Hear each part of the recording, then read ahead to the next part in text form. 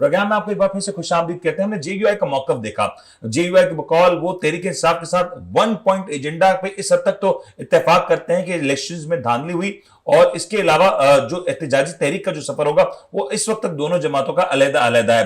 दूसरी जानिब एक और मसला ये भी है कि वो ये भी बात से काफी हद तक कैटेगोरिकली कह चुके हैं कि वो किसी भी तौर पे उस हुकूमत का हिस्सा नहीं होंगे जो बंदर बांट पे होगी, जिसमें वजीर आजम शहबाज शरीफ साहब और सदर पाकिस्तान नासिफ अली जरदारी होंगे, और एक ऐसी हुकूमत जहां पे मैंडेट क्लियर ना हो वो उसका हिस्सा नहीं बनना चाहेंगे। इसी वजह से गुफ्तगू करेंगे, हमारे साथ ज्वाइन करें तजिया निगार जनाब डॉक्टर मोहम्मद यासीन मलिक साहब। इनसे जानते हैं कि अब ये जो एक नया इत्तेहाद और जो कल रात मनाजर देखने में वो कितने ही दिलचस्प है और ये पाकिस्तान की सियासत में क्या नया मोड़ आने जा रहा है। यासीन साहब अस्सलाम वालेकुम। वालेकुम अस्सलाम मुनीर भाई, थैंक यू सो मच, बहुत बहुत शुक्रिया आपका। मुनीर भाई, मुझे तो जिसे कहते हैं कि बड़ी शर्मिंदगी महसूस हुई कल के ये मनाजिर देखकर। पहले डीजल का नारा ना लगता, दूसरी तरफ से यहूदी एजेंट का नारा ना लगता, फिर आपने सियासत में इतना एक दूसरे को बदनाम किया, यहाँ तक कि अगर आपके लोग मारे गए तो आपने एक दूसरे पे इल्जाम लगाए। लेकिन कल मुझे शर्मिंदगी हुई ये देख कर कि ये कुर्सी कितनी गलीज और घटिया है। ये हर एक को जमा कर अपने साथ जोड़ने के लिए जो है, इस पर बैठने के लिए दुश्मन दुश्मन से हाथ मिला लेता है, लेकिन इस मुल्क की खातिर ये नहीं हुआ।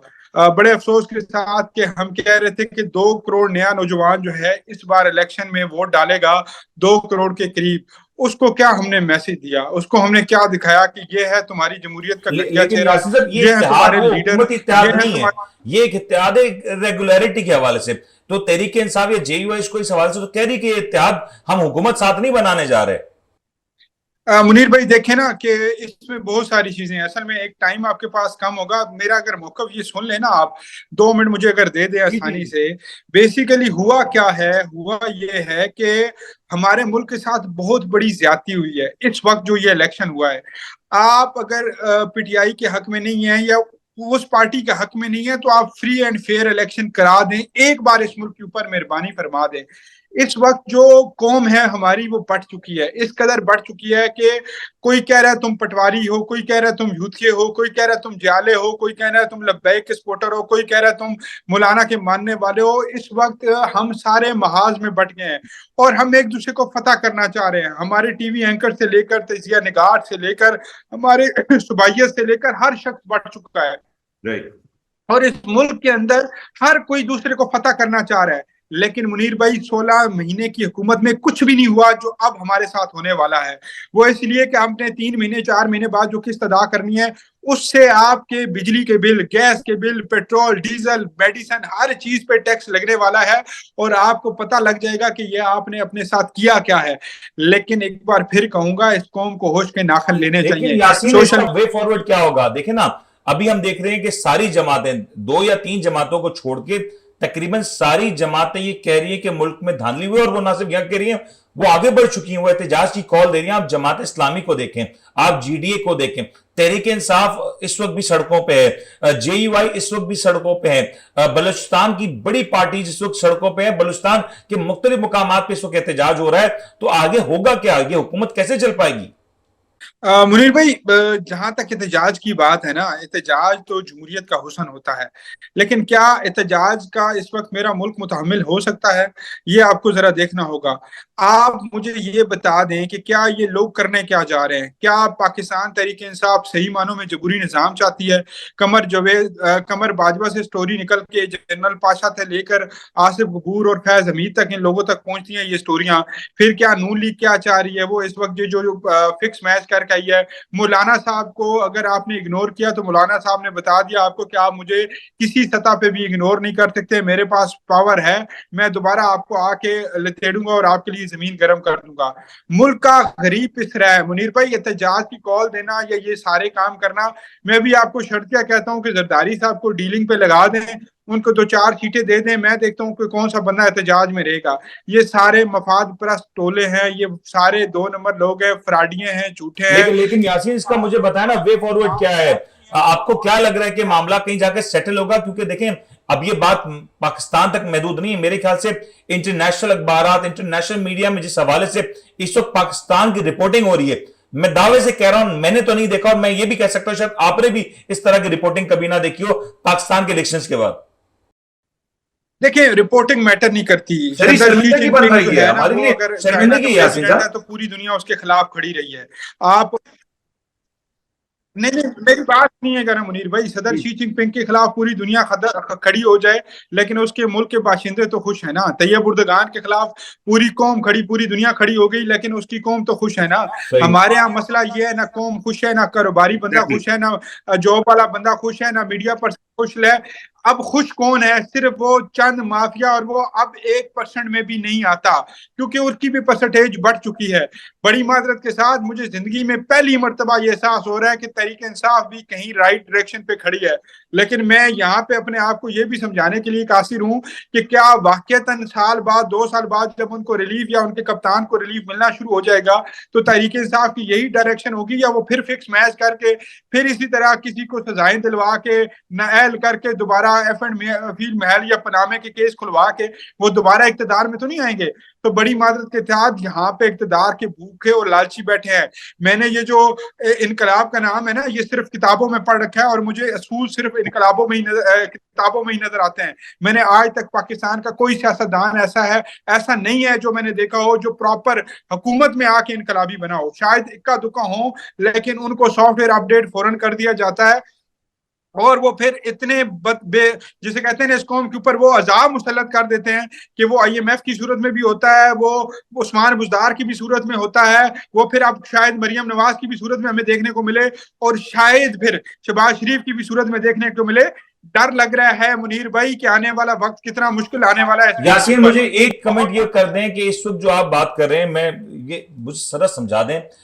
कल की जो इंटरव्यू हुआ मौलाना फजल रहमान साहब का, आपको लगता है कि उस इंटरव्यू के बाद पीपल्स पार्टी, एमक्यूएम, बलूचिस्तान अवामी पार्टी, उनके मौकफ में भी कोई तब्दीली आएगी या उनके हवाले से भी वो भी कहीं ना कहीं अब सोचने में मजबूर है कि कहीं ऐसा तो नहीं हवाओं का रुख तब्दील हो रहा है और वो इसको गेज नहीं कर पा रहे? 6 फरवरी को बिलावल भुट्टो जरदारी तकरीर कर रहे थे कि मैं नून लीग के साथ नहीं बैठूंगा। 12 फरवरी को बिलावल भुट्टो जरदारी वेलकम कर रहे थे शहबाज शरीफ का। हमारे यहाँ सब चलता है मेरे भाई। मौलाना साहब हो सकता है कि कल मियां नवाज शरीफ के साथ मिलने के बाद, कोई सेटलमेंट करने के बाद, कोई चेयरमैनशिप की सीट देने के बाद, कोई सेनेटरशिप देने के बाद, कोई गोल्ड फॉल फिल्म होने के बाद 5 साल का, लेकिन फिर मसला ये है मुनीर कि क्या 5 साल ये गरीब कौम बर्दाश्त कर पाएगी? आप कह रहे हैं कि अगली हुकूमत 5 साल पूरे कर सकती है? मुझे लगता है कर सकती है, क्योंकि मुझे इसलिए लगता है कि लूले लंगड़ों की हुकूमत में पाकिस्तान में मफाद परस्ती बहुत होगी। हर बंदा अपने किक्स बैक खाएगा, हर बंदा अपना कमीशन खाएगा, हर बंदा अपना पैसा बाहर मुल्क भेजेगा। लेकिन यासीन साहब ये देखे ना, 16 माह की हुकूमत है, सारे हुकूमत में थे और सारे ही नाखुश थे और सारे हुकूमत के निकलने के साथ ये कहने लगे कि हम मजबूर थे, हम तो नहीं चाहते थे, हमने तो अपना पॉलिटिकल कैपिटल खोया है, इसके बावजूद वो सारे हुकूमत में थे। इसके बाद आपको लगता है ऐसा कुछ होने जा रहा है एक बार फिर से? बाद के वानों के करीब बैठा हूं, सब खुश थे, सब दोनों हाथों से खा रहे थे, सब ने क्या कुछ बनाया। इन 16 महीनों की वेरिफिकेशन कर लेना तो आपकी आंखें खुल जाएं। इस्लामाबाद के अंदर वो गुंडा राज बसा था, पीपल्स पार्टी अपनी बनवा रही थी, नून लीग अपनी बनवा रही थी, यहां तक कि एमक्यूएम भी यही कर रही थी 16 माह की हुकूमत में।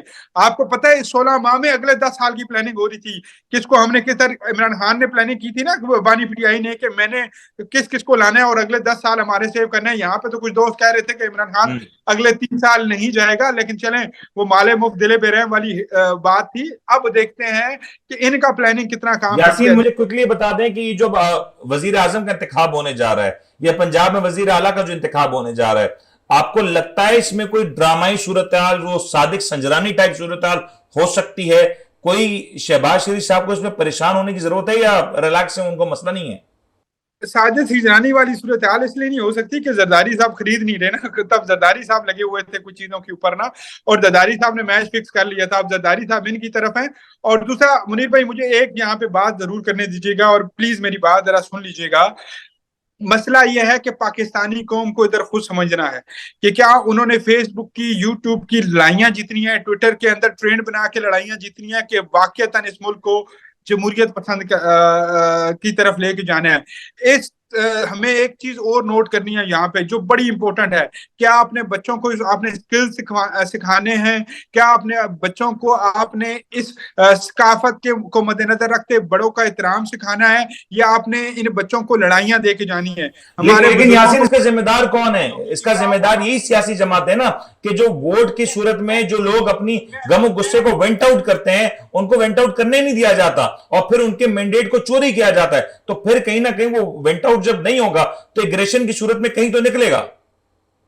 मुनीर भाई, हमारा स्क्रिप्ट नहीं कर इस बात का बकवास स्क्रिप्ट राइटर है, दुनिया का बकवास स्क्रिप्ट राइटर है, जो इतना पुराना है जिसको पता ही नहीं है कि 2024 में स्क्रिप्ट लिखना कैसे चाहिए था। उसने अगर कुछ करना भी था तो 2024 को मद्देनजर रख के करता। ये 2000 के बाद आने वाली जो जनरेशन है उसके दिमाग में जो आइडिया होते हैं वो चैट जीपीटी में जाके ना अपने आइडिया से वहां से वो चोरी कर लेते हैं। ये पुराने स्क्रिप्ट हो गए, फलां को चोरी चिकार कह के, फलां को ये कह के, फलां को वो कह के बाहर निकाल देना, फलां को गद्दार कह देना, फलां को घड़ी चोर कह देना। अगर उसने चोरी की है तो मेरे भाई उसको सारी जिंदगी दोबारा सियासत में आने का हक ना दो, उसकी पार्टी को ना दो। अगर इतने ही फैसले करते हो, मैंडेट पे करते हो, तो जरदारी साहब के जो मसले केस थे उनको भी खोल देते, नवाज शरीफ के भी खोल देते।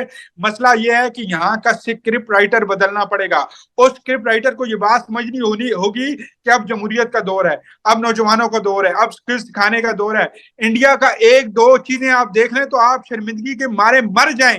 अगर आप में थोड़ी बहुत ही गैरत हो ना तो आप शर्मिंदगी के मारे मर जाएं कि उसके नौजवानों को स्किल्स खाने के लिए वो क्या कुछ कर रहे हैं। वो नौजवान करोड़ों नहीं अरबों रुपए कमा रहे हैं जो 35 साल की उम्र में है। मेरा नौजवान 20-30 हजार की नौकरी करता है और 20-30 हजार की नौकरी करने के बाद करीम मोटरसाइकिल चलाता है।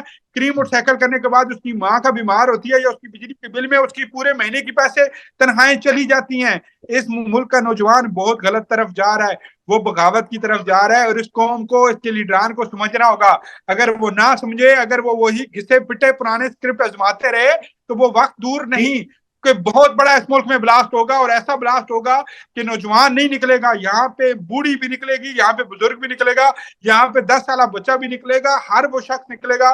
बहुत बहुत शुक्रिया यासीन साहब, आपने ज्वाइन किया, थैंक यू सो मच आपके वक्त का। ब्रेक लेते हैं जी, ब्रेक के बाद लौटेंगे तो मजीद गुफ्तगू करेंगे। हमारे साथ ब्रेक के बाद अशफाक तोला साहब मौजूद होंगे, इनसे जानेंगे कि इस सियासी सूरत हाल के बाद माशी सूरत हाल का क्या बनेगा। ब्रेक लेते हैं, ब्रेक के बाद हाजिर होते हैं।